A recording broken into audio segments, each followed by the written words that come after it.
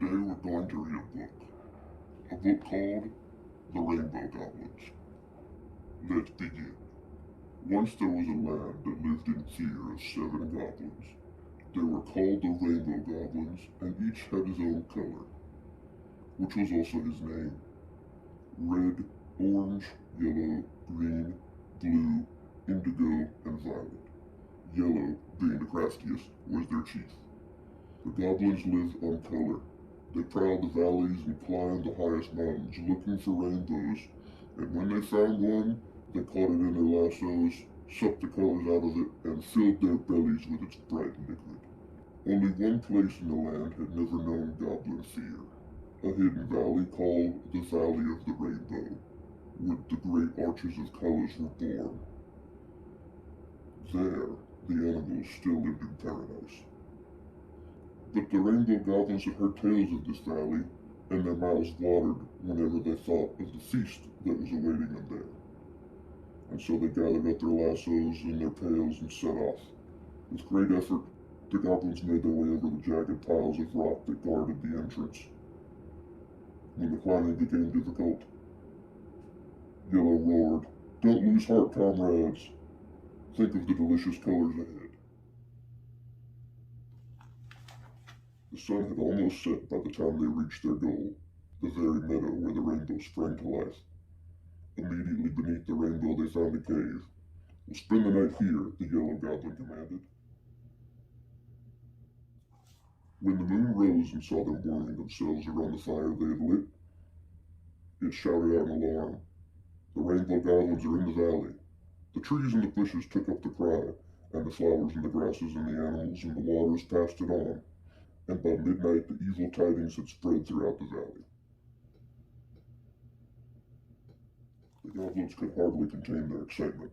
"Soon all the colors of the rainbows will be ours," Yellow gloated. "We'll snatch it as it rises," said Green. "When the colors are still fresh and creamy," the Blue Goblin cackled. "Look at the roots dangling from the walls. They're straining to hear our plans, a lot of good it will do them, or their friend the rainbow." Finally, exhausted by their scheming, the goblins fell asleep outside. The moon shone on the mirror-like surface of the water, and its magical light was reflected into the cave.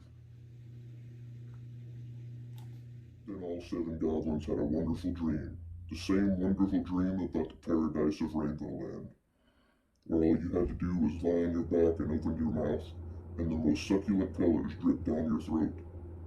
The dream went on and on. The greedy goblins drank and drank, and at dawn, just as their bellies were about to burst, they were awakened by a distant clap of thunder. The goblins sprang to their feet and rushed to the mouth of the cave. "A storm! A storm!" Red shouted. "Look how the wind is driving it towards us," Orange cried. And all the goblins danced and pranced about it in glee, for they knew that after the wildest morning, thunderstorms comes the most beautiful rainbows. Yellow was so proud of his plan of attack that he went over it again while each goblin raised his lasso. "Red, don't forget that you must seize the left flank, and I move in on the right," the Violet Goblin burst out excitedly. Before the last roll of thunder faded, from the valley the goblins took up their pails and lassos and marched single file out of the cave. The sight that greeted them when they reached the meadow took their breath away. The rising arch of the rainbow, so rich with color and promise, almost blinded them. Trembling with excitement, Yellow finally managed to give the signal to attack. The goblins swung their lassos around and around and hurled them into the sky, but in that same instant the rainbow vanished. As if it had been swallowed up by the earth, the goblins were dumbfounded. Nothing like this had ever happened to them before. They stared up at their empty, outstretched lassos, which a second later snapped back at them. Indigo wept, Blue cursed, Yellow stumbled, Orange cried out, "Treachery!" Violet tumbled to the grass, Red raged, but the more they thrashed about, the more tangled up they became in their own lassos, until they had snarled themselves into a grunting, groaning mess of goblins on the ground. As they lay there helplessly, a flood of colors poured forth from all the flowers in the meadow. "The flowers!" screamed the Blue Goblin. "The flowers!" He had suddenly remembered the dangling roots that he had made fun of in the cave. Through their roots, the flowers had heard the goblins' plan, and they had devised a counter-plan to save the rainbow.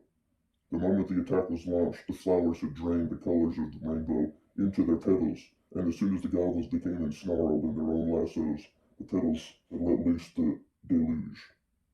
So the goblins drowned in the colors that they had come to steal, and no one in the valley wept for them.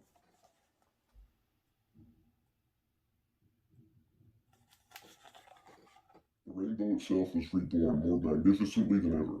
Out of gratitude, it lifted up the flowers that had saved it and transformed them into glittering dragonflies and butterflies and splendidly plumed birds.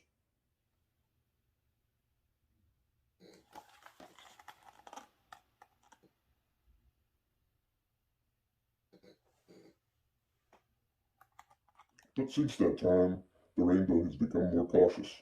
Now, when it arches across the sky, it is careful not to touch the earth anywhere. No matter how you try to sneak up to it, you can never come to the place where it begins or ends.